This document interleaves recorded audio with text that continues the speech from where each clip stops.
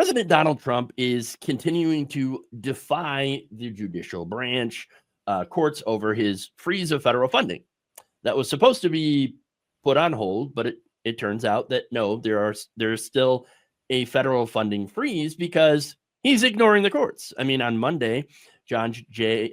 McConnell Jr., which is kind of funny. He's another McConnell. I wonder if there's a relation there. But hey, made a good ruling. Ruled that the Trump administration had violated the restraining order by keeping these funds frozen. So previously, he had put in a restraining order on that and said you can't just unilaterally go in and freeze all the funding to programs that you don't like. And still, Trump's like, yeah, but make me continue to fund these programs. Now, McConnell wrote in his ruling that there was evidence that the Trump administration has continued to improperly freeze federal funds and refused to resume disbursement of appropriated federal funding. So this is Congress's funding that they had already passed, set aside for these programs that Trump said, I don't like it, or I don't understand it, which is it's probably both, or a mixture of I don't understand it, I don't like it, so I'm going to freeze it completely, even though that a lot of the spending, again, it's already congressionally approved, and a lot of it is helping people in states that voted for him, his own voters, and so this is where we're at. I mean, you've got states with Medicaid portals that went offline. You've got Head Start facilities nationwide that have shut down. It's been a complete disaster all across the country, both red states and blue states. And look, Jesse, you've talked about this, so I want to ask you, is this really just is it about the cruelty? Well, I mean, the cruelty is always the point with the Republican Party. There are two things that really fully come to mind, and that is, I have one of these on my desk at all times, the Constitution. It's the same Constitution that these yokels pull out of their pockets and wave around. I'm a patriot. I'm a constitutional purist, when they really violated every turn. These same people who have raised their right hand and swore to support and defend the Constitution against all enemies, foreign and domestic, that either don't know what's in the document or they just don't give a shit because violating it at every turn, which, by the way, was outlined in the 900 plus pages of Project 2025 from the get-go. So it's a basic civics lesson that's not being really communicated to the American people. Right. Yes, the president has the ability to stop funding before it even starts. The Congress passes legislation for funding, which starts in the House of Representatives, moves on to the Senate. If they both agree, they sign a bill. I know it's like, I'm just a bill, it's like a 70s cartoon here. They send it to the President of the United States, who signs it. When that bill is signed, that appropriation bill is signed, it becomes a law. So if a new president comes in, he or she can't just erase what was done by a previous Congress and a previous president.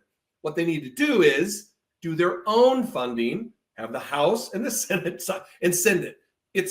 They're flagrantly violating the law. They're flagrantly violating the Constitution. And then when a judge says, hey, fuckers, you're violating the law and you're violating the Constitution, they're ignoring the federal judge. It is a usurpation of the Constitution. It's a power grab. It's giving Donald Trump some kind of monarchical king-like power that he does not possess. We are in the midst of a constitutional crisis. Right. And you mentioned Project 2025, OMB Director Russell Vought. Okay, this is Project 2025. It's not something that was going to, that's off in the future. It is currently happening now. And that legal theory of the president being able to freeze whatever spending that he doesn't like, that's impoundment.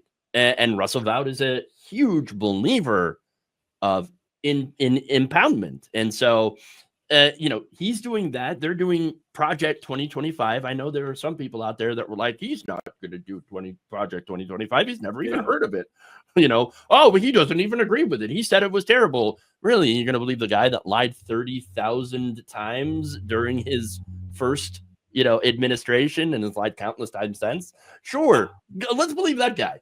I don't want to besmirch someone, but I think it was Nora O'Donnell. the journalist, who, when asked about this, said, well, as you know, Donald Trump said he does not know anything about Project 2025 and he's not going to put it into action. It was the media, the mainstream media, missing the moment time and time again during the campaign, giving Donald Trump either cover or unduly giving him the benefit of the doubt. That it largely is why we're in this problem, because people who don't watch enough news, who don't pay attention, who haven't paid attention to the character of Donald Trump, it gave them cover to say, well, yeah, he says he doesn't know anything about it, when the rest of us knew. The rest of us were sounding off about it. This is why what you do, Jeff, is very important. The independent media space needs to be supported through your clicks, through your shares, through your comments, through your likes, through your support, whether that be on Patreon or channel membership or whatever. You need to support Jeff and the work here, because thank you. It's because through your support, our channels grow. And well, I'll just speak for you, Jeff, and you're able to reach a larger segment of the audience to avoid what happened, to avoid, if it was Norah O'Donnell, I don't really remember, that happening again. It's maddening. And I know I'm an aggressive character. I think it's the Marine Corps that maybe they didn't do it to me, but we need to fight, and we need fighters more now than ever. And it's through independent media and the audiences that we reach that's going to happen, I think. No, absolutely. Yeah, we absolutely do need fighters. Speaking of people who are not fighters, Congress. Isn't it funny that Congress on the Republican side is just laying down and letting the executive branch usurp their powers, just taking it. I mean, it's just one of those things where it's like, you have a job, okay? Yeah. Why are you not doing your job? I mean, I with the anemic Democratic Party right now, I have no doubt that they probably could get a bill through to do a lot of the stuff that they plan on doing anyway, defunding a lot of things, changing the policy, priorities of the country, which has happened. They could get something through Congress, and they could get it through Trump signing it into law. They could do it the legal way. So this is just nothing more than a power grab. Yeah, a power grab for the executive branch. And that is, again, a major piece of Project 2025. It's also a major piece of what Donald Trump's always wanted to do. And what Republicans have always wanted is to have daddy come home and take over and, start being basically a dictator. It is strange to me that these people who have again screamed and yelled about the Constitution and the separation of powers and what the proper role of the executive is, and that Congress, that we have full authority, Biden's overstepping, he's ignoring Congress, and then when Donald Trump gets into office, they just bend the knee, kiss the ring. Again, which ring, I don't know, but it's cowardice. It's bizarre to me.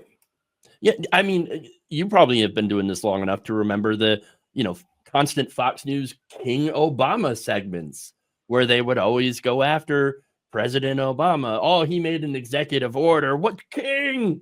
The dictator. Yeah. And now they're just doing, again, it just really kind of shows you how a lot of the things that they do or talk about is just, it's projection. It's projection. Oh, yeah. Well, it's also, everything. Obama golfs too much. Yep. Donald Trump doesn't golf enough. Executive orders are bad. Trump executive orders are the only way to get anything done in government, even when you have a Republican House and a Republican Senate. It's just Donald Trump, give him king-like powers. He's the God King. He's the cult leader. He's the one who has to make all the decision and all the moves, and we'll just sit back and approve as it happens. It's gross. It is. And absolutely un-American, by the way. Well, certainly unconstitutional, which, again, you can't give any credence or the benefit of the doubt to Republicans on their love and loyalty and fealty to the Constitution, because they're watching Donald Trump destroy it and do what he said he wanted to do, which was terminate the Constitution. All rules and regulations and articles up to and including the Constitution of the United States. And they're standing back and standing by as he does it. Yeah, I mean, when he said, I want to be a dictator on day one, well, it wasn't just day one. It's the whole time. Thank you for watching. If you enjoyed this video, please like, share, subscribe, hit the bell icon in order to get notified whenever a new video is released. And if you want to support independent, progressive media through this difficult time where it seems like everybody is shutting down, you can become a member on our YouTube page, you can become a subscriber on Facebook, or you can go to my Patreon. It's patreon.com/Jeff Waldorf. Thank you.